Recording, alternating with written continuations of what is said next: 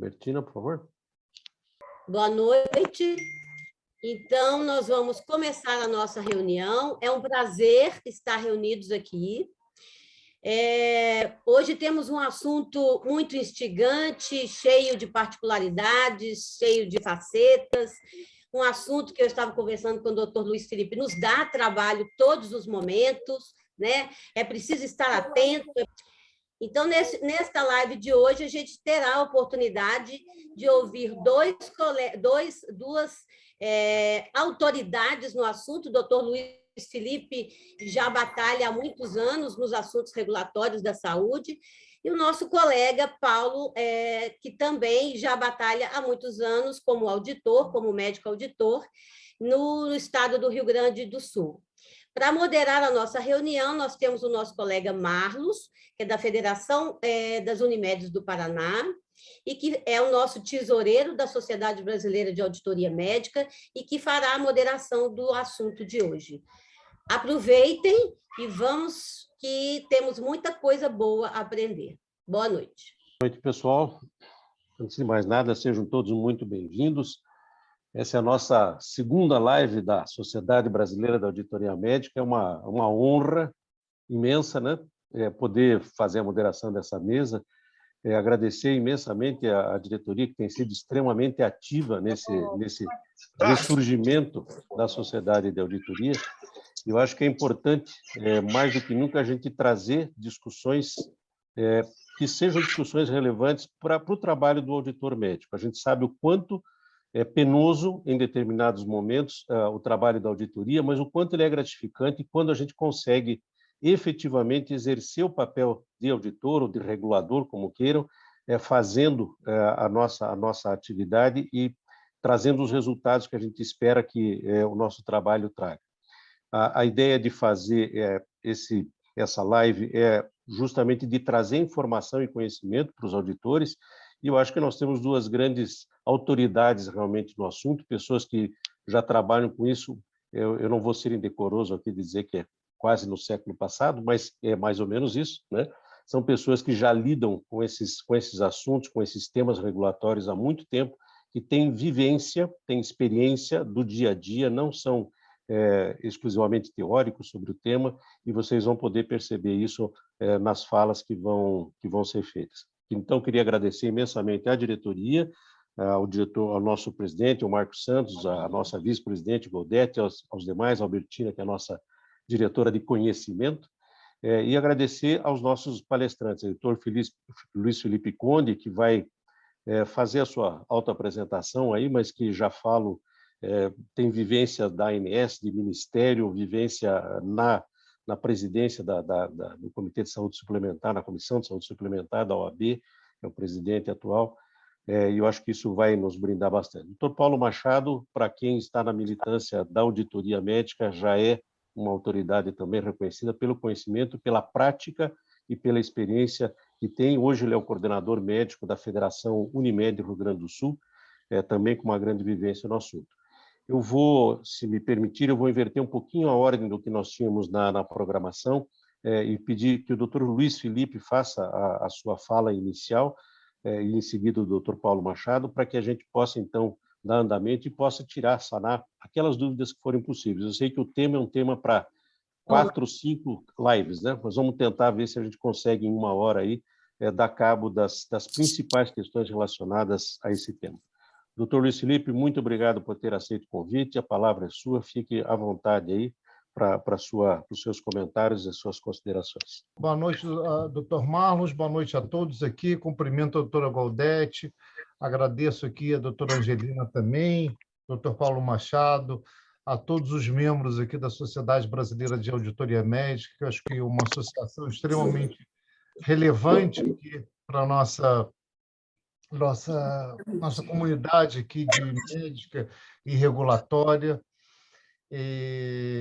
Meu nome é Luiz Felipe Conde. Eu antes estava comentando com o Dr. Marlos e a doutora Goldete aqui, doutora Bianca, também uns minutos antes. Eu sempre comento aqui um pouco nas lives que eu participo, eu procuro contar um pouco da minha história e um pouco da minha vivência, que eu acho que é onde eu posso contribuir, e é o que, trocando ideias, e fazendo uma troca de experiências que a gente pode contribuir para a rigidez do nosso sistema, a rigidez da saúde aqui no nosso país e acho que no mundo inteiro. Eu estava comentando antes, eu era procurador da Fazenda, então caiu por acaso essa questão do projeto de lei do então senador Seirian Saraiva, que estava, na época, anos 90, né? Isso aí foi 95, mais ou menos, e existia uma grande confusão no nosso país, né? Estava a Constituição de 88, recente, então, no nosso ordenamento jurídico, né? Eu estudei ainda na Constituição de 67, 67, ano anterior, e aí veio a de 88 falando do Sistema Único da Saúde, né? Depois, né, logo depois de 88, veio 1990, a Lei 8080, a Lei Orgânica da Saúde, que vocês conhecem muito bem, né, criando o SUS. E o sistema privado cada vez mais crescendo, né? E a gente tinha um sistema único e um sistema privado. Ninguém entendia muito bem como é que isso daqui crescia e havia uma incerteza, uma insegurança muito grande, tanto dos consumidores quanto também dos prestadores também, né? E se cada vez mais se avolumando essa questão da judicialização da saúde, lembro que nos anos 90 havia uma comercialização muito grande das cartelas dos planos de saúde, umas cártulas que se vendiam. Você ia comprar um plano de saúde e tinha uma cártula, né? Um pedaço de papel que estava lá, eu certifico que fulano de tal tem um plano de saúde X ou Y. E atrás tinha umas condições gerais, né? Você tinha as condições gerais com umas letras miudinhas. E havia uma simetria de informações muito grande, porque o consumidor não sabia o que estava comprando, ficava numa dúvida muito grande, e as operadoras também ficavam naquela questão de como que iam suportar aqueles sinistros que ocorriam. Os médicos também, né? Vamos ter que... Quais eram os contratos? Os contratos eram uns contratos muito frágeis com as operadoras, né? Com as operadoras, tirando as Unimedes, que tinham o cooperativismo, pela própria lei de cooperativismo, as seguradoras, as medicinas de grupo, as autogestões, os contratos eram muito frágeis. O que era? O que tinha, né? Qual era o tipo de contrato? Eram vários contratos, a maioria que eu me lembro eram contratos verbais, tinham contratos verbais e que você não tinha uma clareza muito grande. Os conflitos cada vez mais se avolumavam no nosso país e já desde 93, que era o projeto da Saraiva, acompanhando, tendo essa oportunidade de acompanhar durante esses 3 anos aí, esses 5 anos aí no Ministério da Fazenda, o projeto de lei, fui convidado, né, a ser o procurador, o chefe lá da Procuradoria da Agência Nacional de Saúde. E por lá permaneci durante uns 3 a 4 anos, 3 anos e meio, mais ou menos, desde o início. E isso me faz aqui ter uns 26 anos ou 27 anos de proximidade, né? De proximidade, de familiaridade com a lei de plano de saúde, com a regulação, e até um pouco de conhecimento aqui dos atores. Vejo que a doutora Gaudete estava até comentando antes que lá se vão pelo menos uns 15 anos que nós estamos aqui juntos aqui, né? Acho que até mais do que isso aqui, estamos juntos nessa batalha, e vejo que houve um avanço muito grande, um avanço em tudo, né? Um avanço na medicina, um avanço aqui na regulação, né? Tivemos uma lei que foi bastante confusa, porque ela é do dia 3 de junho de 1998, e temos logo no dia seguinte, no dia 4 de junho, uma medida provisória que altera em 80% a lei e faz uma verdadeira colcha de retalhos. Nós não sabíamos, mais ou menos, lembro que como explicar, né? Eu estava muito familiarizado com tudo, até porque eu tinha participado do Congresso Nacional de quase todas as comissões de saúde, do que estava sendo negociado, de cada medida provisória, de cada emenda aglutinativa ou supressiva na Comissão de Saúde da Comissão de Seguridade Social da Câmara e do Senado também. Então, estava muito por dentro. Agora, como explicar para todo mundo, né? Nós tínhamos o universo, na época, eram 32 milhões de pessoas, de consumidores de plano de saúde. Hoje somos 50 milhões, mais ou menos, 1/4 da população. Na época, era um pouco menos, mas era um universo muito grande. E os valores que se movimentavam também eram muito grandes. Então, para explicar isso daqui e para normatizar, era muito complicado. A época que eu comecei lá na agência e que eu tive lá os meus anos, lá de 2000, 2003, 2004, metade de 2003, mais ou menos, foi engrandecedor no sentido de conhecer o mercado. Até porque nós tínhamos aqui uma... a simetria de informações era gigantesca. Os consumidores não conheciam as operadoras não conheciam os consumidores, o Ministério Público não sabia o que regular, como verificar, como defender os consumidores. Tínhamos o Código Civil e a Lei de Defesa do Consumidor, né? A Lei 8.090, de 1990 também. Eram os dois únicos diplomas que regulavam esse setor, que davam balizas aqui ao setor aqui. Tínhamos no Ministério da Saúde o Departamento de Saúde Suplementar, que veio depois a ser a Agência Nacional de Saúde. Mas era um sistema muito precário. Cria-se, então, em 2000, pela Lei 9961, a Agência Nacional de Saúde, que vem a disciplinar todo aquele emaranhado de leis, né?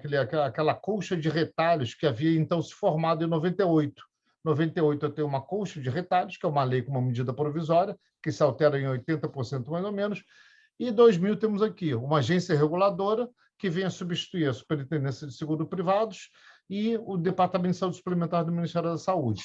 Então, eu tenho aqui uma única. Muito bem. Forma-se, então aqui um ente para regular. Só que a lei é bastante extensa, tem 38 artigos, mais ou menos, uma série de incisos e alíneas, né? E que as pessoas não conheciam muito bem. Me lembro aqui que, no decorrer da lei, no decorrer dos 2 anos e meio, de 2000 a 2002, mais ou menos, foram 44 medidas provisórias que alteraram a Lei 9656.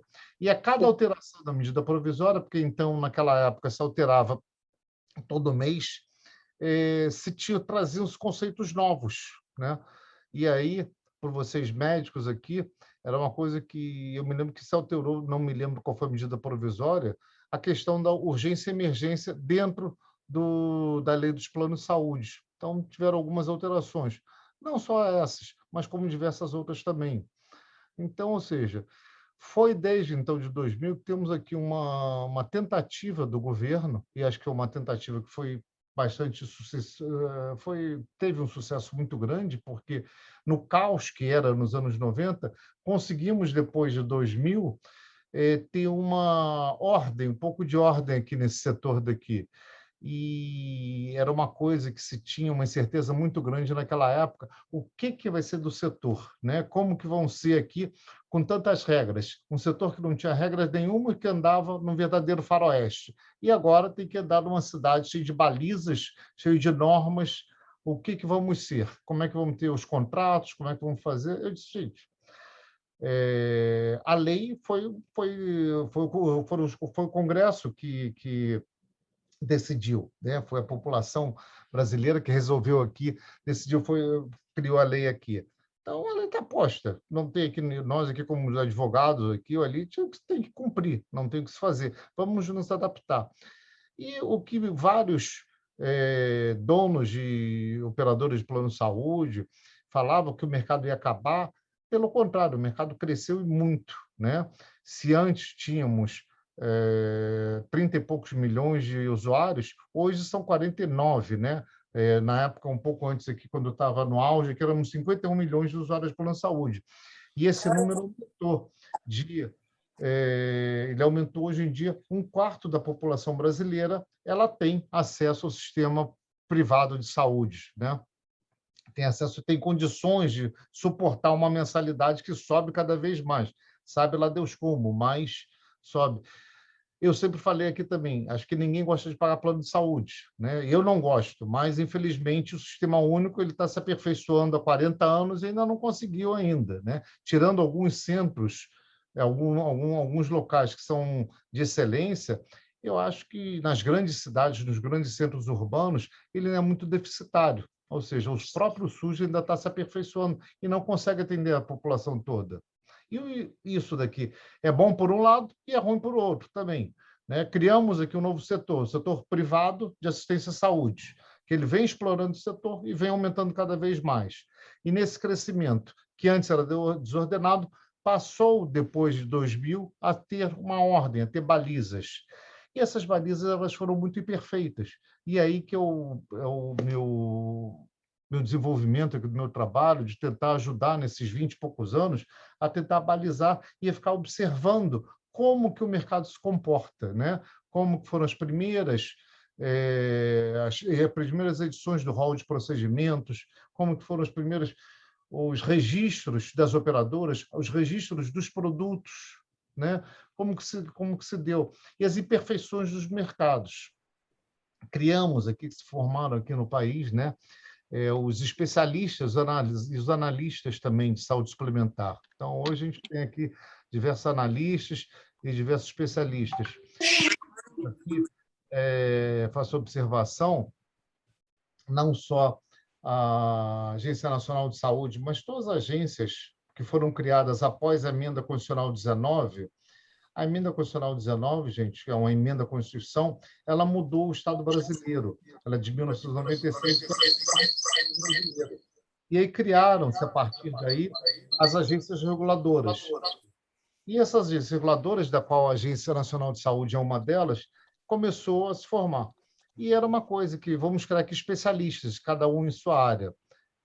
A maioria dos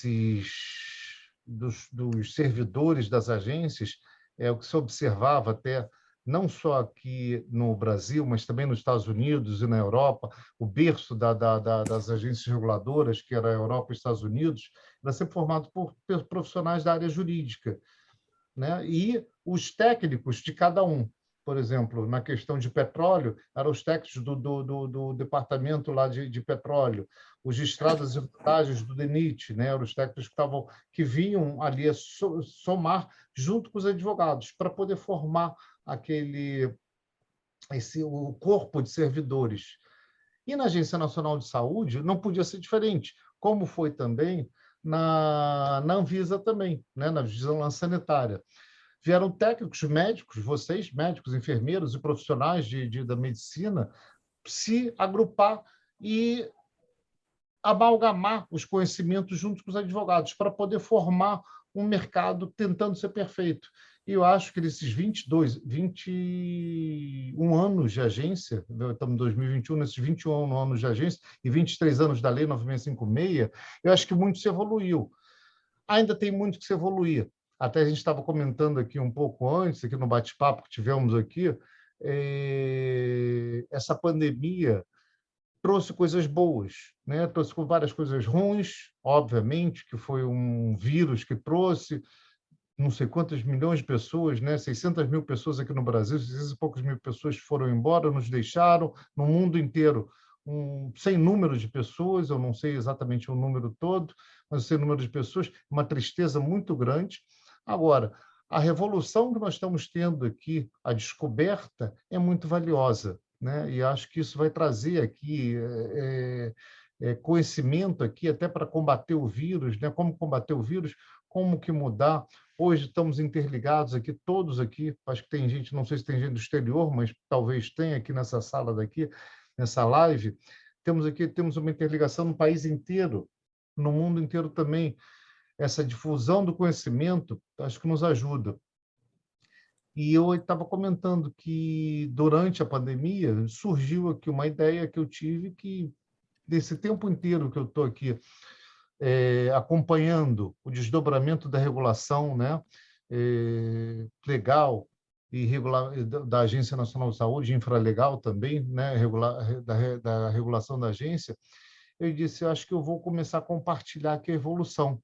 E foi exatamente, né, tentando obedecer, sempre atento à questão da legislação, da Lei Geral de Proteção de Dados, que é recente, da intimidade das pessoas, da ética médica, da ética da advocacia também, que eu comecei a compartilhar aqui as decisões que eu estou vendo aqui, que eu estou observando, tanto no campo regulatório, né, no campo da Agência Nacional de Saúde, das NIPs, dos autos de infrações, quanto também da judicialização, que é um crescimento que, infelizmente, desde 1990 que ela só vem aumentando e a gente não consegue ainda, acho que não conseguiu chegar a um ótimo.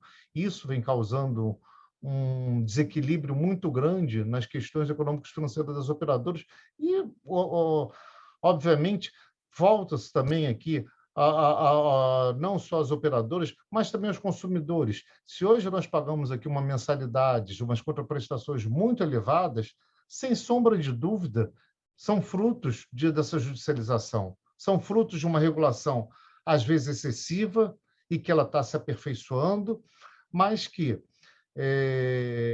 eu vejo que o mercado ficou mais rígido, nós temos mais segurança, criamos aqui um novo setor, e eu acho que aqui que a presença de vocês veio agradecer muito. Eu acho que se deu mais contornos aqui, essa questão da auditoria médica, se deu um contorno mais definido, e a necessidade, a premência de terem aqui esses profissionais, vocês aqui, unidos aqui a nós advogados também, a OAB aqui, ao Conselho também de Medicina, criou um amalgamento, uma união aqui muito grande. Gente, eu acho que eu procurei aqui, eu não fiz uma apresentação, como eu já soube também que o meu colega, que vai falar um pouquinho depois, fez uma apresentação que até ouvi, mas eu, infelizmente, não tive tempo, eu gostaria de ter feito alguns slides, peço desculpas, peço que até me comprometo que numa próxima live eu possa apresentar aqui algumas coisas concretas, alguns casos concretos que não me vieram aqui hoje, tive um dia bastante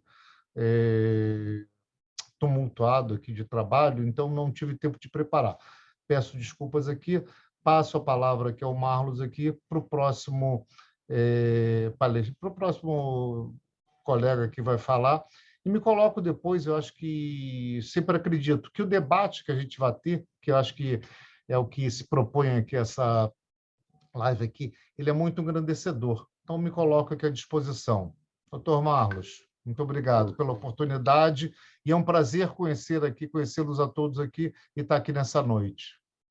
Luiz, muito obrigado. Não há que se desculpar aí, eu acho que a ausência de apresentação, só na sua fala aí, o que engrandeceu o conhecimento sobre o histórico, né, de onde a gente tem os mecanismos regulatórios e como eles foram constituídos, já é muito, muito engrandecedor. Tenho certeza que grande parte dos auditores que estão aqui presentes na sala e dos que vão nos ouvir depois nas gravações, talvez não tenham esse conhecimento de como era o mercado antes e o mercado depois, de que nós temos aí a criação da agência, o desenvolvimento de todo esse mecanismo regulatório, das novas leis, né, das leis que surgiram. Isso interfere, de uma certa forma, na questão operacional, no trabalho administrativo do auditor. E eu queria, então, passar a palavra agora para o Paulo, porque o Paulo ele vai abordar mais a questão técnica da questão da auditoria médica, porque o auditor médico ele trabalha num equilíbrio entre as questões regulatórias e as questões técnicas. E esse servir dois senhores, digamos assim, né, todo o trabalho profissional, conhecimento médico e servir uma lei e suas derivadas aí é que fazem esse trabalho da auditoria ser tão apaixonante, ser tão bonito. Então, eu vou passar para o Paulo, para que o Paulo possa também nos brindar com todo o conhecimento que ele tem, e eu acho que em seguida a gente abre para as discussões aí, para eventuais perguntas. Até vou já colocar o pessoal aí, que as questões que queiram fazer podem ser colocadas no chat, para que a gente possa já ir preparando as respostas, né, para o final, porque o doutor Luiz também já nos comentou aqui que ele tem um compromisso um pouco mais à frente, aí a gente vai tentar ser bastante objetivo nessa parte final. Doutor Paulo, com a palavra aí, por favor. Bom, boa noite a todos. É um prazer ter recebido esse convite através da Albertina e participar desse debate. Como o doutor Luiz Felipe falou, esse mercado ele modificou. Existia uma situação antes de 1998 e outra completamente diferente depois de 1998 e depois da criação da ANS, que faz a regulação em relação aos planos de saúde. Os processos regulatórios, né, o impacto que ele tem no trabalho do auditor.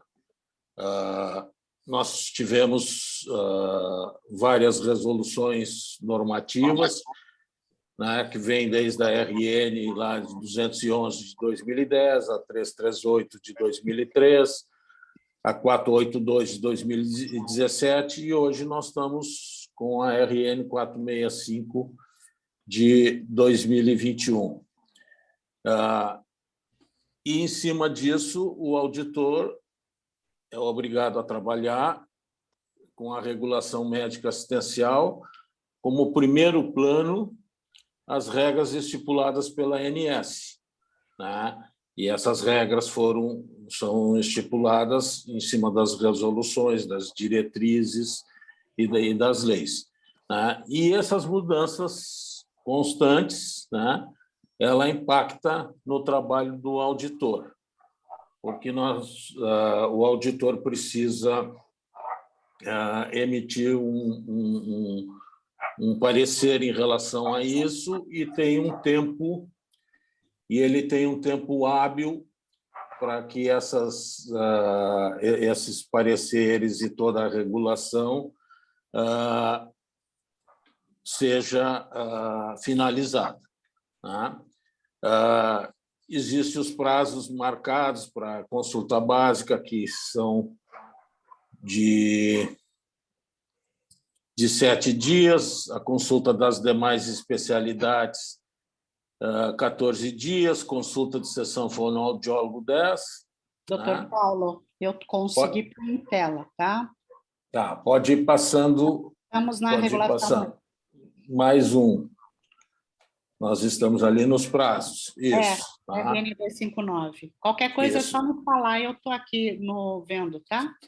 Tá, então, nós temos os prazos para serem cumpridos em relação às solicitações, às demandas que nós recebemos.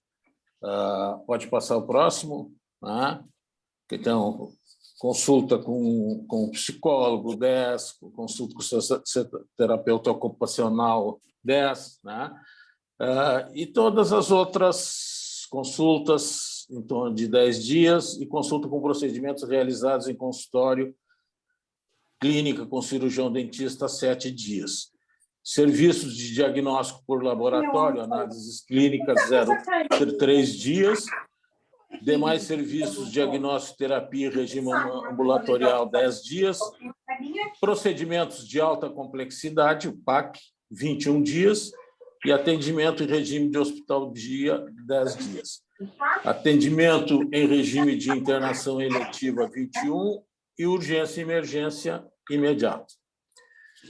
Quem são? Pode passar o próximo.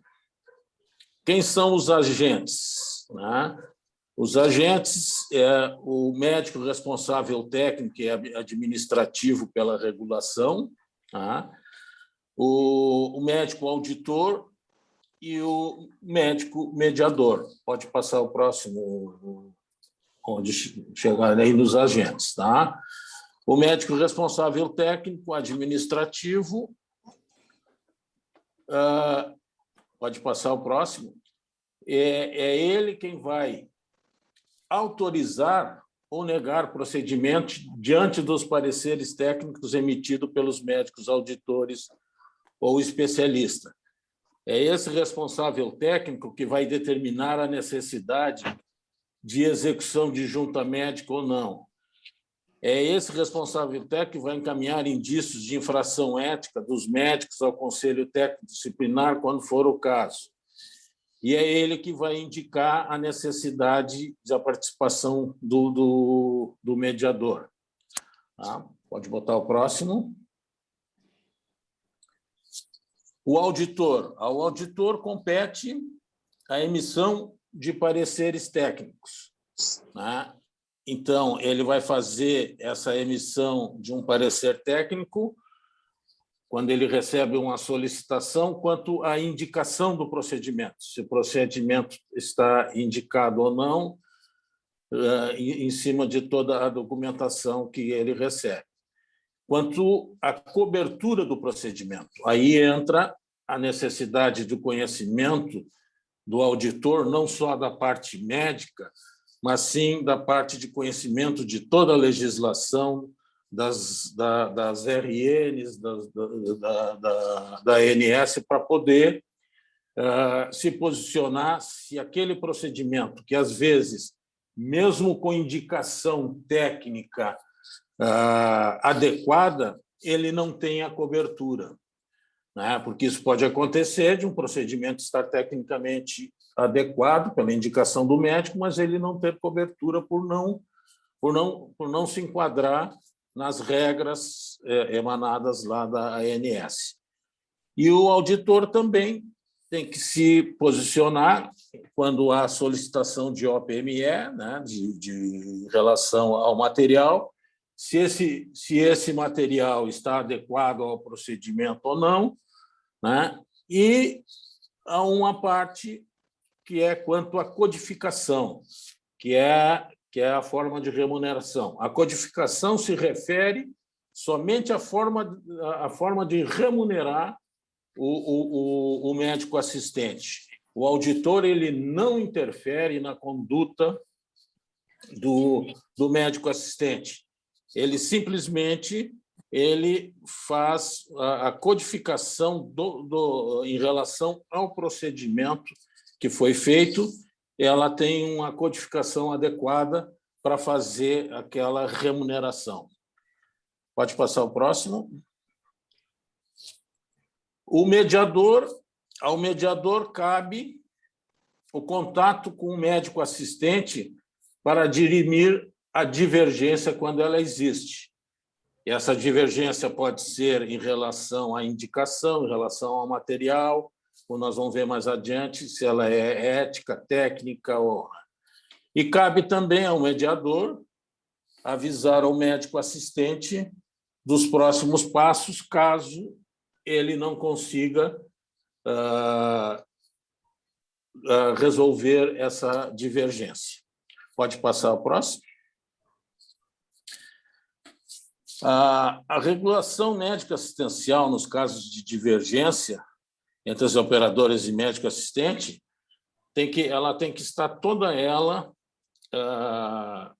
escrita, regulamentada, toda ela protocolada para poder, na eventualidade de uma NIP, poder fazer a defesa, né? Então, tem o protocolo de recebimento da solicitação, o parecer do auditor, a mediação, né? E a terceira opinião, para poder, numa eventual NIP, poder fazer a sua defesa. Essa mediação ela sempre deve ser gravada para que não haja o risco de descantar o verso. Eu tenho uma boa experiência em mediação e já aconteceu depois de feito o contato com o médico assistente, ele aceitar o que foi conversado e depois, quando o usuário, o paciente, ele é notificado da aceitação do médico em relação ao que foi acordado, ele sofre pressão do usuário lá e pode querer descantar o verso. Já aconteceu a gente ter tudo gravado e, se não tivesse gravado, poderíamos ter tido problemas. Essas divergências elas podem ser de ordem técnica, de ordem ética ou de ordem técnica e ética junto. A ética é quando há a indicação de material específico e normalmente, às vezes, essa de ordem ética ela acaba se transformando numa técnica porque é colocado de uma forma em que o material só pode ser aquele por causa de que tem que ter um parafuso de 2 milímetros, tem que ter uma haste de 5, coloca todas as características de um único material. Então, aí ela acaba saindo da ordem ética e passando para a técnica, se realmente o procedimento só pode ser feito com aquele material que está especificado. Como eu tinha falado antes, pode passar a próxima. A mediação, essa aí talvez não é o próximo. Essa voltou, é a próxima agora. Não, está voltando. Próxima. Próxima. Mediação. Ela, como eu falei antes, mediação. Ela deve ser gravada, ela deve ser realizada por um médico preposto. Não é muito bom que seja feita pelo auditor que fez o parecer. O ideal é que seja um médico específico para a mediação, para fazer esse contato. Tenta resolver de forma amigável e orientar os passos seguintes quando não dirimida a divergência. Próxima. Paulo, eu Marlos. Sim. Mais 5 minutos? Conseguimos? Consigo. Eu dou uma apressadinha aqui, consigo. Por favor, a junta médica odontológica tem uma ARN específica, 424, de 26 de junho. Tá? A operadora oferece 4 nomes, pode ser presencial ou à distância, e tem que fazer o cumprimento dos prazos que foi colocado lá atrás. Pode passar a próxima. Não se admite a realização de junta médica na urgência ou emergência, procedimento ou eventos não previstos nem no rol de procedimento de evento de saúde, nem no instrumento contratual, indicação de órtese e prótese materiais especiais ou OPME, utilizados exclusivamente em procedimento não coberto pelo rol, procedimentos de evento de saúde, exceto nos casos de procedimentos que sejam garantidos pelo contrato, ainda que não previstos no rol. É uma questão de contrato. E indicação de OPME ou medicamento, pode passar a próxima, ou medicamento sem registro na Agência Nacional da Anvisa ou para uso não constante no Manual de Instrução do Uso ou bula, né? Exceto quando ela já, mesmo sendo off-label, já tem a aprovação lá do Conitec ou já foi incorporada nas tecnologias do SUS. Mudanças, né? Essas mudanças que fazem com que o auditor tenha que estar sempre atualizado, né? Então, nós tínhamos antes de que se a junta deveria ser realizada sobre procedimentos que necessitem de autorização, era colocado como não, tá? Hoje, sim, somente haverá possibilidade de constituição de junta médica ou odontológica para os procedimentos em relação aos quais o contrato de plano de saúde preveja a possibilidade de autorização prévia como mecanismo de regulação. Antigamente, também, antes de 24 de abril de 2020, qual dos 3 profissionais da junta médica decidirá o desempatador? Compete ao desempatador decidir a divergência. Médico assistencial, né, sobre o procedimento ou evento de saúde a ser coberto pelas operadoras. Tá? Total ou parcial, a uma das alternativas propostas ao do profissional assistente ou do profissional. Resposta a partir de 25 de 04. O desempatador decidiu por cobertura diferente do meu médico dentista e diferente do profissional da operadora. Qual a conduta a ser seguida? Resposta até 24 de 04. Compete ao desempatador decidir a divergência técnico-disciplinar. Tá? Depois de 25 de 04, uma vez discordando em entregar o parcialmente do que foi prescrito, não caberá ao desempatador indicar um procedimento diverso. Tá? Dúvidas frequentes. Para finalizar aqui, rapidamente, Marlos, troca de prótese de mama. A gente, nos nossos grupos de auditores, volta e meia tem questionamentos sobre se tem cobertura na troca de prótese de mama, se quando tem uma complicação, se é só a retirada da prótese ou se é obrigada a colocar outra prótese. Cobertura para medicamentos, exemplos, imunoglobulina, cobertura de uso de imunoglobulinas a nível ambulatorial. São dúvidas frequentes que surgem. Grampeador em cirurgia hemorroidária, colocado como ele é utilizado para anopexia. A anopexia não está na cobertura, mas existe possibilidade de usar numa cirurgia de hemorroide. Pitose ou dermatocalase. A ANS faz um pouquinho de confusão em relação a isso aí, porque coloca como dermatocalase e pitose lá no buscador como sinônimos, né? Então, acaba fazendo uma certa confusão em relação a isso aí. Né? E perda ou dano de prótese coclear. Isso tá, mesmo que seja danificado, mesmo que seja perdido, mesmo que seja roubado, a obrigatoriedade da operadora de restituir.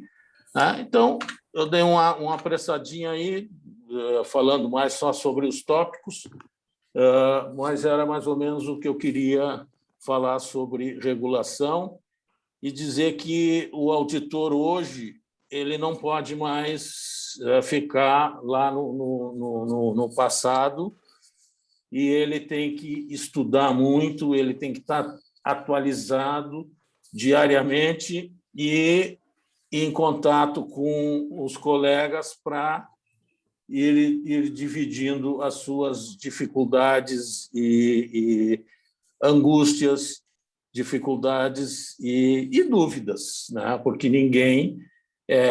não é possível a ninguém sabe tudo. Então, a gente mantém, por isso existem grupos de auditoria, existem colégios de auditoria e certamente em outras operadoras existem as suas níveis de estudos para os auditores. É o que eu tinha para apresentar. Paulo, tenho certeza que o pessoal está até aplaudindo aí, porque você tentou, eu sei que não é fácil, a gente ainda deu uma espremida no tempo, aí tentou resumir as angústias dos auditores, né? E principalmente já citando alguns desses casos que são frequentes de dúvida, mostrando essa angústia que é você ter abordagem em várias especialidades, né? Muitas vezes o auditor ele se defronta com isso. Eu queria te agradecer muito e parabenizar. Eu acho que essa tua apresentação, eu vou pedir, obviamente, que você disponibilize para a gente, para deixar isso até no site da SBAM, para que o pessoal possa acessar. Disponibilizado. E eu acho que você já estabeleceu aí um programa para próximas discussões. Já tem vários motivos aí para lives, até se a gente pegar esse último slide aí, a gente vai ter várias lives com cada uma das linhas que você colocou. Muito obrigado, parabéns. Eu acho que tema árduo, eu sei que é cumprido, mas você foi muito bem. Eu queria para não postergar muito, eu sei que o doutor Luiz Felipe tem uma necessidade de sair um pouco mais cedo do que a gente gostaria, né? Eu até brinquei com ele, falei, puxa, pena que eu tenho um compromisso, podia ser às 11 da noite, à meia-noite, para a gente poder discutir à vontade. Mas eu gostaria de passar aqui, nós temos 3 perguntas no chat que foram feitas, e eu gostaria de passar essas 3 perguntas para o doutor Luiz Felipe, eu não sei se ele teve a oportunidade de ver previamente. As 2 primeiras, eu acho que tem muito a ver com a fala dele, a última talvez mais com a fala do Paulo, mas antes de fazer as perguntas do chat especificamente, eu queria só fazer uma consideração rápida. Como o doutor Luiz Felipe mostrou para a gente, a agência ela é relativamente recente, ela está chegando à maioridade esse ano, né? Maioridade completa, digamos assim, 21 anos de agência. Nós temos aí praticamente quase 500, eu vou arredondar aqui o número, mas quase 500 resoluções normativas. Grande parte dessas resoluções elas interferem diretamente no trabalho da operadora e, consequentemente, no trabalho dos auditores. Então, nós temos aí praticamente uma média, se a gente fizer a conta, de 2 resoluções normativas por mês. Isso é quase um trabalho de contabilidade, se a gente pensar em termos de atualização. O que eu gostaria de colocar para o doutor Luiz Felipe é como é que ele vê o futuro dessa regulação, porque nós temos, eu sei que existe um sistema de hierarquia de leis, nós temos uma Constituição que define, mas nós temos aí, abaixo dessa Constituição, várias leis que acabam interferindo. E aí, o Luiz Felipe já citou a LGPD como uma das leis que altera muito o nosso processo, que pode alterar de forma assim crucial o trabalho do auditor, às vezes por não conseguir identificar o caso, mas nós temos a própria a lei de consumidor, nós temos várias leis que interferem diretamente, as relacionadas à saúde, propriamente dito, 8080, e as leis de participação comunitária, 8142. Como é que o doutor Luiz Felipe vê futuro da regulação? Eu sei que é um exercício de futurologia, mas o futuro da regulação na saúde suplementar, na sua visão. Temos o rol, se é taxativo ou não é? Eu acho que é uma das questões até que a doutora Juliana colocou aqui em relação à pergunta no chat. Marlos, vou tentar responder. Eu vi, tem essa da doutora Juliana, falei do rol, que até a Goldete já tinha ventilado antes, a gente já tinha batido o papinho aqui antes. Eu vou tentar sintetizar as duas aqui, tá? Tanto a que o senhor falou agora, quanto o futuro da regulação, quanto essa questão do rol aqui, que ela permeia a questão da regulação, né? Ela vai ser uma interpretação do Poder Judiciário sobre a regulação. Até porque a regulação, a gente pega a última, se pegar a última resolução do rol de procedimentos, não me recordo aqui o número dela, 458, alguma coisa 465. assim. 465. Muito obrigado pela ajuda aí, pela cola aí. 465. Ela estabelece no artigo, também não sei o número, dizendo ali que o rol de procedimentos é taxativo. Ou seja, ela ela espanca até qualquer dúvida sobre se é exemplificativo ou taxativo. A própria resolução já traz, né? Essa evidência daqui. Entretanto, essa questão está sendo decidida no Poder Judiciário também, né? Então, nós estamos aqui. Ela é taxativa ou não é taxativa? Bom, o Judiciário, no nosso país, é quem dá a última palavra, né? Então, nós temos que sempre ouvir, é bom, de bom tom, ouvir o Judiciário, esperar, aguardar o Judiciário, ou esperar a decisão final do Judiciário. Enquanto o Judiciário não se pronuncia, nós temos que seguir o que o Executivo fala, né? Porque eu só tenho trânsito em julgado, né, depois que o Judiciário dá a decisão final, transitada em julgado.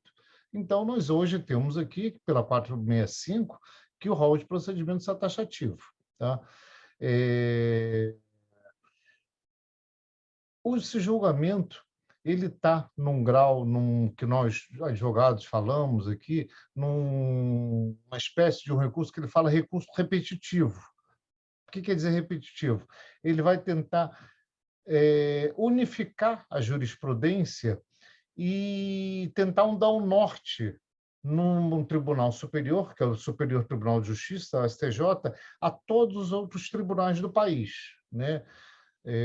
Vocês são médicos, eu vejo que a maioria é médico, então talvez não entendam muito bem o nosso sistema, mas nos 27 unidades da federação, mas no federal nós temos os tribunais locais e temos o Tribunal STJ e o Supremo Tribunal Federal, né? Esse é o nosso sistema aqui, jurídico aqui. O STJ ele julga da interpretação das leis e o Supremo Tribunal Federal da interpretação da Constituição. Nesse caso aqui, o que está em dúvida é a lei, né? A Lei 9656, que fala sobre o rol de procedimentos. Então, e a agência disciplinou o artigo 10 da Lei 9656. E há uma divergência, é taxativo ou exemplificativo? A agência disse que é taxativo. Entretanto, alguns tribunais dos 27 unidades da federação, ou então do Distrito Federal, têm divergência desse entendimento, não concordam com a posição da agência, dizem que ele é exemplificativo, seguindo uma corrente consumerista, né? A corrente consumerista que diz o seguinte: olha, o consumidor, até uma brincadeira que eu falo, é o rei, é o senhor de tudo, né? Então ele tem direito a tudo. É o que eu sempre digo, gente, não é que o consumidor não tem direito a tudo. Concordo que tem, só que ele tem desde que ele adquira aquele produto, né? E o produto que tem e que hoje a regulação, a lei disciplinou, é aquele que está descrito no rol de procedimentos, né? Ele comprou um produto, adquiriu um produto que tem aquelas características. Então, ele vai poder ter aquelas características. E aquelas características, elas não são exemplificativas. Em nenhum local foi dito. Há uma interpretação do judiciário, de uma parte do judiciário, que é exemplificativo. Outra parte entende que não. E o executivo, a Agência Nacional de Saúde, já escancaradamente já disse que não é exemplificativo. É taxativo, é só aquilo de lá. Porque se eu tenho um produto, se eu precifico um produto, se eu dou preço a um produto, se eu digo que esse produto tem essas características e tem esse valor, eles têm essa característica e têm esse valor. Não é para ser vendido, comercializado de outra forma. Senão, não teria sentido eu ter aqui uma série de auditores, de médicos, de advogados na Agência Nacional de Saúde, de fazer uma consulta pública, de fazer aqui uma extensa lista com o CID, com o CID de cada um daqueles de lá, com todas as características que tem, para ficar o exemplo. Bastava eu falar ali, se fosse exemplificativo, bastava eu pegar a lei. A lei diz, o artigo 10, todas as doenças listadas no Código Internacional de Doenças, que é o CID, né? Que todos vocês conhecem muito bem, desde que observados os parâmetros da Agência Nacional de Saúde. O artigo 10 da lei diz exatamente estão cobertas todas as doenças listadas da Classificação Internacional de Doenças, observados, observados os parâmetros da Agência Nacional de Saúde. Quando ele fala observados os parâmetros da Agência Nacional de Saúde, observados o rol de procedimentos. Esse nome, rol de procedimentos, foi o nome que a agência deu para dizer o seguinte, essa observação. Ou seja, ele restringiu. Se ele não quisesse restringir, a lei teria parado ali. Todas as doenças da Classificação Internacional de Doenças. Então, o CID inteiro, né, todo o CID, qualquer doença que estiver classificada, então ela tem que ser coberta. E não é isso que diz a lei. Só que alguns membros do Judiciário, do Poder Judiciário, evoluíram, né? Evoluíram, têm um pensamento divergente e tem. E esse tema agora foi erigido ao recurso repetitivo, que está no Superior Tribunal de Justiça, esse tribunal fica em Brasília, e que vai tentar pacificar, unificar o entendimento aqui, para que seja o norte a todos os tribunais, até porque esse recurso repetitivo, esse resultado, o judiciário, ele não tem esse condão de determinar o seguinte, aos tribunais locais de cada unidade da federação, de dizer o seguinte, olha, você vai ter que decidir dessa forma, até porque o magistrado, assim como o médico também, ele tem livre-arbítrio, ele vai decidir ou vai deliberar da forma como ele melhor entender.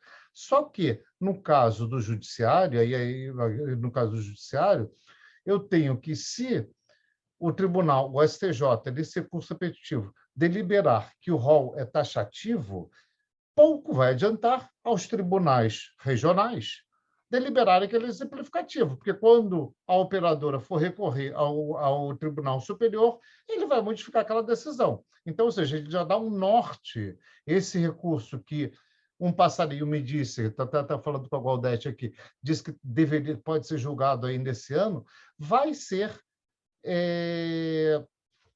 dar um norte aqui para os tribunais locais de cada estado da federação de como que se deve decidir. Não é que seja mandamental. Não temos aqui uma decisão vinculante. Não vai vincular o país inteiro. Ela vai dar o norte para o país. Agora, eu já vi no voto do ministro relator, do ministro Luiz Felipe Salomão, até meu xará, que ele inovou. Ele inovou dizendo o seguinte, que ele não é nem taxativo nem exemplificativo. Ele vai depender de cada caso, né? E no julgamento que ocorreu há um mês atrás, tivemos aqui uma ministra que compõe a segunda sessão, a ministra Nancy Andrighi. Ela pediu vista do processo, pediu vista que ela vai se manifestar, né? E vai se manifestar, não sei de que forma ela vai se manifestar. Essa decisão que eu vi aqui do ministro, o relatório, que eu estava acompanhando até a decisão, o dia da votação do voto do relator, do ministro Salomão, e eu não fiquei muito animado com essa decisão dele. Não fiquei muito animado porque não me deixou seguro quanto a essa questão aqui. Eu não senti os primeiros ventos aqui que vieram aqui sobre essa decisão, se eu posso ter uma segurança ou não. E essa insegurança, eu aqui manifesto a opinião pessoal, aqui, eu acho prejudicial a todos nós, prejudicial a mim, operador do direito, a vocês, auditores médicos, aos consumidores e aos operadores de plano de saúde e a todos aqui, porque ela nos deixa aqui uma margem de insegurança, né? Deixa margem de segurança a todo mundo. Como que nós vamos posicionar? Está no rol ou não está? Eu vou glosar ou não vou glosar? Né? Eu vou rever, fazer revisão ou não vou fazer revisão? Eu fico num mar aqui meio angustiante. No final das contas, acaba que o advogado acaba que sendo o beneficiário disso daqui, porque vai judicializar e só o judiciário, o advogado é que vai ganhar, e o judiciário também, porque as demandas vão crescer. Mas eu não acho que seja salutar. Eu acho que não seja salutar para ninguém aqui, nem para o advogado aqui. Não é uma visão muito pequena, uma pequenez aqui, de uma visão pequena. Acho que não engrandece. Pelo contrário, eu acho que quanto mais clareza, quanto mais transparência nas relações e quanto mais clareza aqui nas redações, eu acho que nós podemos crescer, né? Então, acho que não é que esteja fazendo mal ao consumidor, indo contra os consumeristas ou não, pelo contrário. Eu acho que nós temos que ter produtos certos aqui. Uma vez, eu me lembro que, não me recordo o nome do ministro, ele veio com um plano popular, que diz que o plano que nós temos, o plano referência, esse que é o plano referência do artigo 10, ele é um plano muito abrangente, que o rol de procedimentos é muito amplo. Então, ele queria fazer um plano popular, que ele até deu o nome exatamente desse popular. Eu me lembro que, nessa época, eu até, no Conselho Federal da OAB, vieram algumas emissoras de televisão me procurar para saber o que o Conselho, o que a Comissão de Saúde Suplementar, que o Conselho, o que a OAB se manifestava sobre essa questão do plano popular. E aí eu disse, olha, eu não conversei com os meus pares, nem com o presidente do Conselho, nem do presidente da Ordem, o Felipe, meu xará, nem o Luciano aqui do Rio de Janeiro, mas eu vou falar minha manifestação aqui perante a comissão aqui, que eu já conversei com os meus membros aqui. Não levei as outras comissões de consumidor, porque a OAB ela tem um emaranhado de comissões, e nós devemos obediência aqui às opiniões dos outros também, né? Nós somos advogados, mas somos obrigados a ouvir nossos pares também, e até deliberar em conjunto. Mas eu, enquanto presidente da Comissão de Saúde Suplementar, eu poderia dizer, eu vejo que não conheço esse plano popular, não vi as características dele, mas eu, numa economia de mercado e numa economia moderna, eu não vejo aqui como prejudicial aos consumidores ter mais de um produto na prateleira. Eu gostaria de ter vários produtos na prateleira. Comprar um produto só, com determinadas características, eu acho que é muito direcionado. Então, eu acho que esse plano aqui, só com rol de procedimentos, seja ele taxativo, exemplificativo, seja lá o que for, só esse produto daqui, com algumas variantes, não acho que seja salutar. Eu acho que numa sociedade capitalista, mesmo o consumidor tinha uma visão que eu acho que até não é diminutiva, dizendo que o consumidor é hipossuficiente, que não sabe. Eu disse, os consumidores de plano de saúde não são tão hipossuficientes assim. Eles sabem distinguir o que é um produto e o que não é. É fácil. Hoje, aqui, após o advento da lei do CDC, nós não temos aqui produtos aqui com letrinhas pequenininhas que ninguém entende. Tudo bem que os termos médicos são muito complexos, como os termos jurídicos também são, né? Agora, quanto mais clareza, quanto mais transparência, eu acho que até os próprios médicos, eu brinco assim com os médicos, meus colegas médicos, eu disse, gente, os médicos melhoraram a caligrafia, né? Porque antigamente ninguém entendia a letra do médico, né?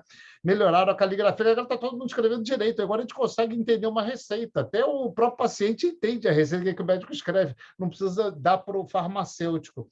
Como os advogados também estão aperfeiçoando. Não estão falando tanto latinismos, nem tanto juridiquês, estamos falando aqui uma linguagem mais palatável aqui para as pessoas. Então, acho que essa questão da regulação está melhorando, né? Está melhorando para todo mundo.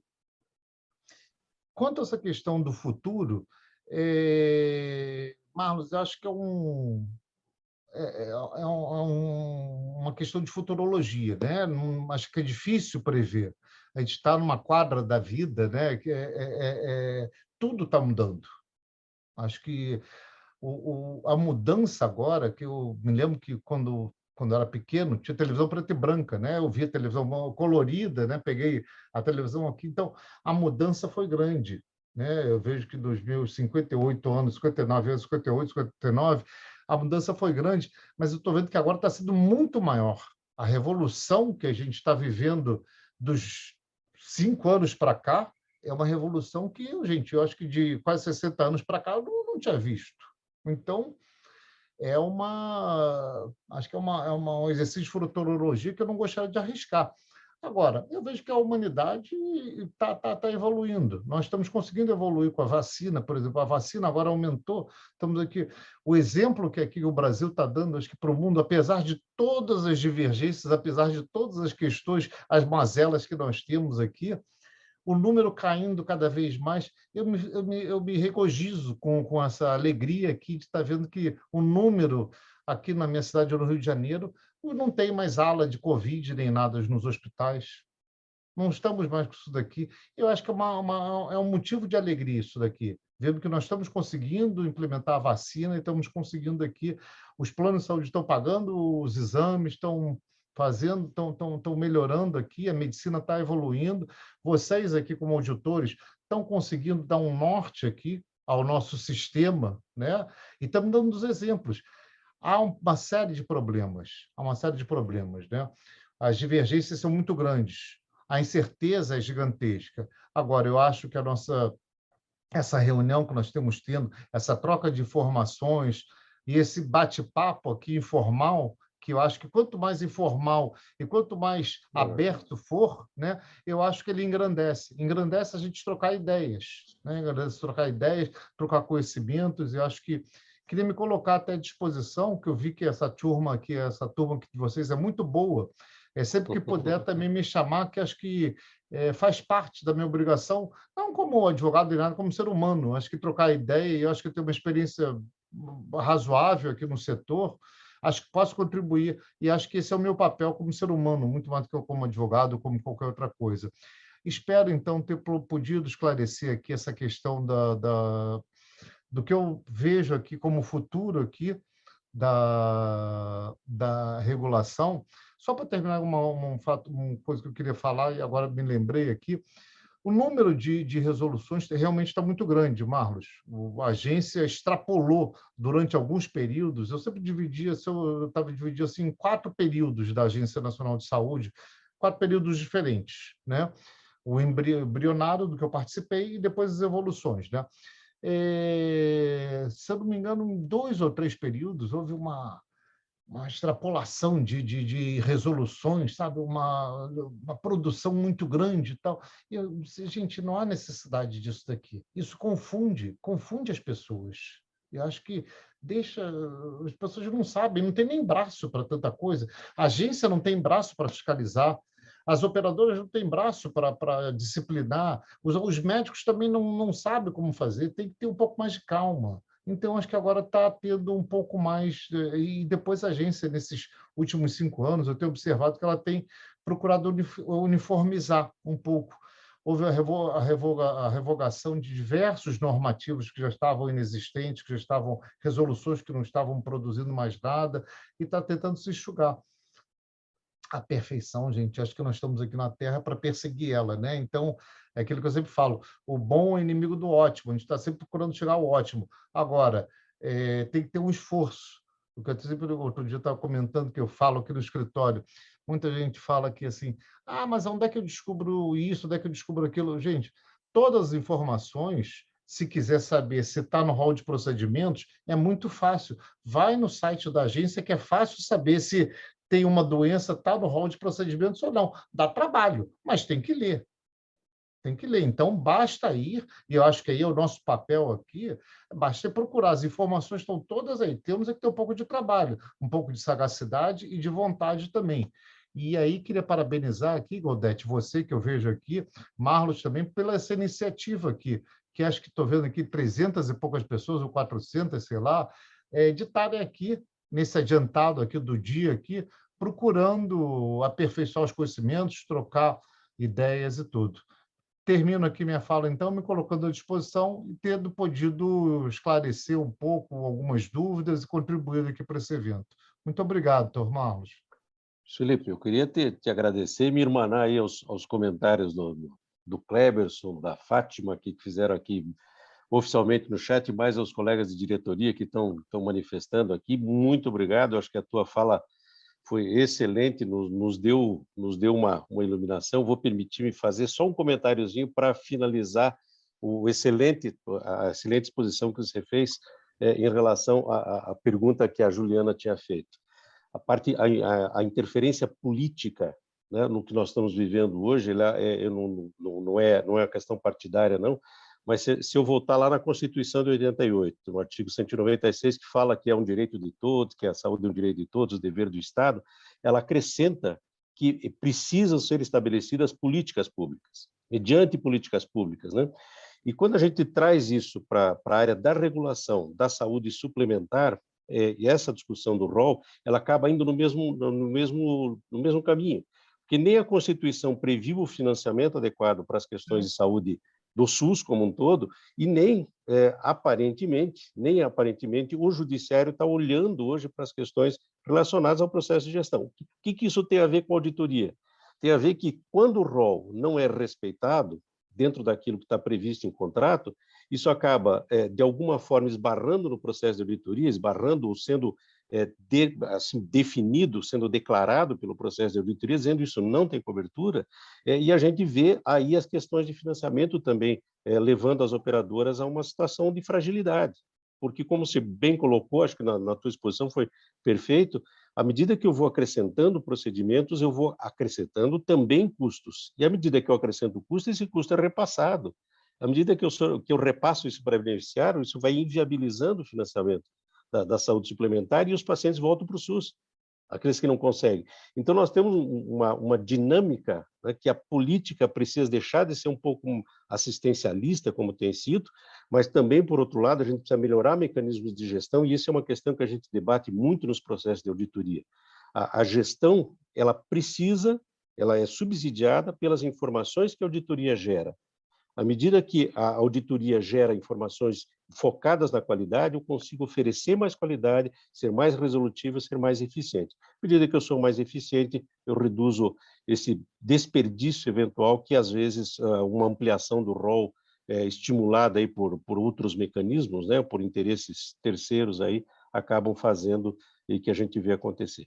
Mas eu queria te agradecer muitíssimo, Luiz. Eu quero te deixar livre, se quiser continuar com a gente, por favor, porque ainda tem mais uma pergunta que eu quero passar para o Paulo ainda para responder, para não deixar a Ana Luísa aí, que fez a pergunta sobre urgencialização de neurocirurgia, mas eu sei que você tem um compromisso, e eu, particularmente, já acredito que falo em nome da diretoria. Quero te agradecer muito, excelente a tua participação, mas você assumiu um compromisso conosco de participar das próximas, e eu tenho quase certeza que esse compromisso não vai ser esquecido, não, nós vamos chamar para outras falas. Se quiser fazer uma saudação final, por favor, fique à vontade, depois eu ainda vou passar para o Paulo. Muito obrigado, doutor Marlos, pela oportunidade aqui e pela compreensão e pela gentileza, o carinho que o senhor teve aqui comigo aqui. Eu já tinha falado antes que eu tenho um compromisso até profissional aqui, tem um jantar agora aqui de trabalho aqui, e até tinha dito que eu tinha que ir, que era 8h30, E eu disse, até avisei que ia chegar um pouquinho atrasado, né? Mas eu disse, até pedi que fosse aqui até as 8 horas, eu disse que já avisei que foi atrasado, que sabia que podia aqui tomar um pouquinho mais de tempo. Mas queria agradecer que essa oportunidade está comungando aqui os meus conhecimentos com vocês, médicos, né? Que trabalhamos juntos aqui, irmanamente, aqui, de mãos dadas aqui. Foi uma alegria para mim aqui e o meu compromisso está afirmado aqui. Tendo as próximas lives aqui, vai ser um prazer estar aqui com vocês, aqui conversando aqui. Muito obrigado pela gentileza, muito obrigado, Gaudete, muito obrigado a todos aqui. Uma boa noite, então. Eu vou Obrigado. Aqui, vou fechar aqui a minha câmera aqui.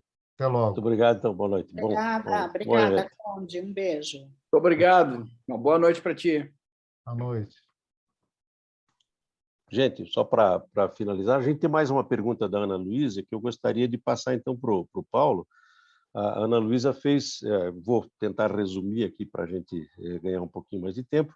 A Ana Luísa basicamente perguntou sobre o que fazer naquelas questões de neurocirurgia, ela foi específica em relação a isso, com relação à urgencialização de neurocirurgia, que depois, quando você vai verificar o que foi feito, não havia uma urgência clínica, não uma urgência médica, digamos assim, né? Eu queria passar isso para o Paulo, eu sei que é um dos temas que o Paulo já discutiu, nós já discutimos bastante, gostaria de te ouvir, Paulo, para responder a pergunta da Ana Luísa, por favor.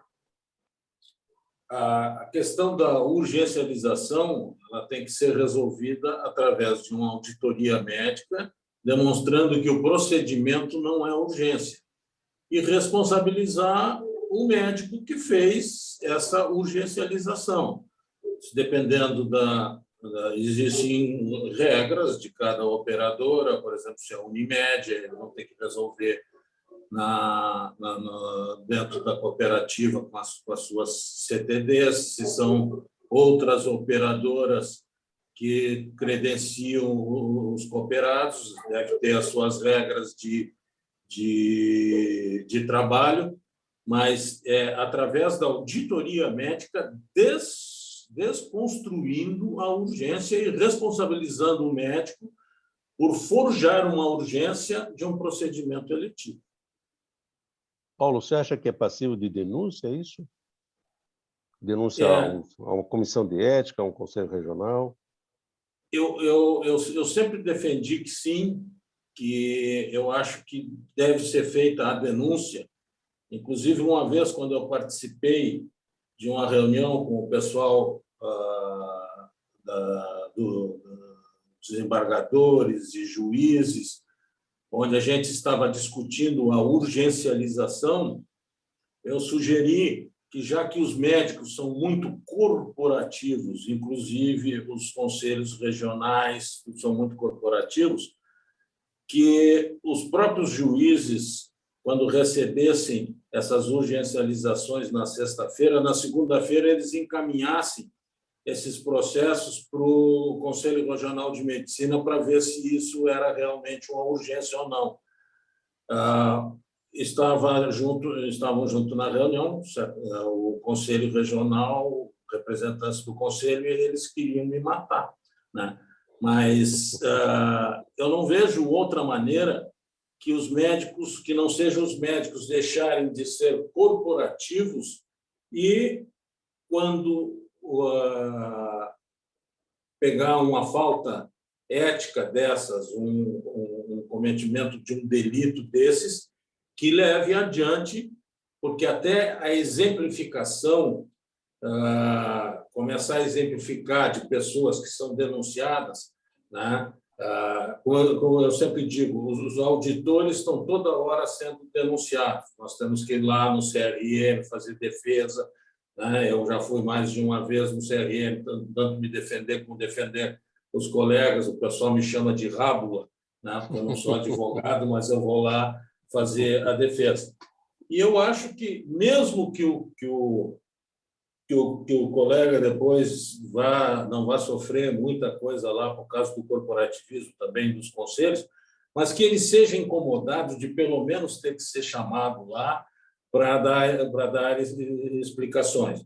Nós tivemos um caso emblemático aqui agora, no Rio Grande do Sul, que oportunamente, agora está no nosso jurídico para ver como que nós vamos trabalhar isso, aonde eu fui denunciado e o auditor de uma Unimed do interior em função da discussão da codificação para cirurgia de debulk.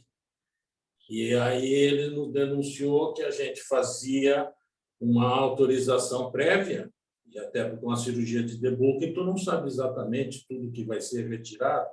Então, tu faz uma autorização prévia e depois tu vai ver o que realmente foi ectomizado, né?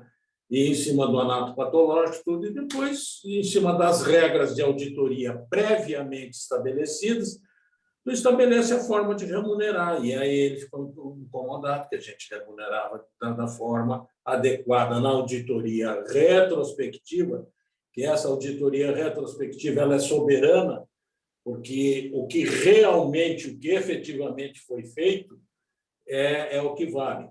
A auditoria prospectiva, nós acabamos entrando muito nela em função da OPME, que aí a gente tem que fazer a prospecção do material para autorizar ou não.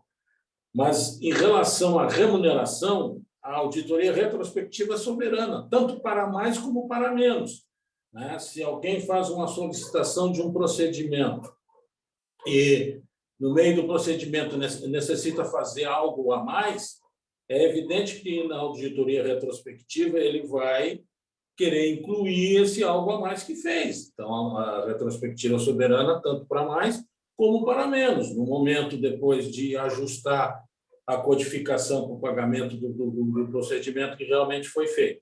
Mas eu saí desviando para o outro lado, em relação ao CRM. E nós, em cima da denúncia, a gente fez a defesa e o CRM deu ganho de causa para nós auditores. Então, nós estamos trabalhando com o nosso jurídico, até por causa da LGPD e tudo aí, na maneira de colocar isso a público para que os auditores não se sintam tão pressionados em relação ao seu trabalho, porque existe muita pressão em cima do trabalho do auditor, que ele não pode isso, não pode aquilo, né?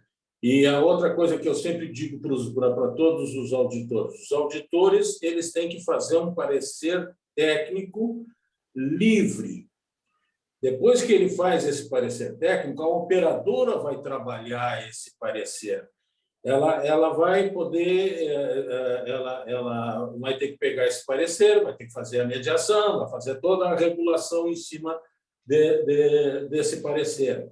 Então, o auditor ele tem que estar livre para fazer o seu parecer técnico e a operadora trabalhar em cima desse parecer dele. Então, não é o auditor que autoriza, não é o auditor que não paga, não é o...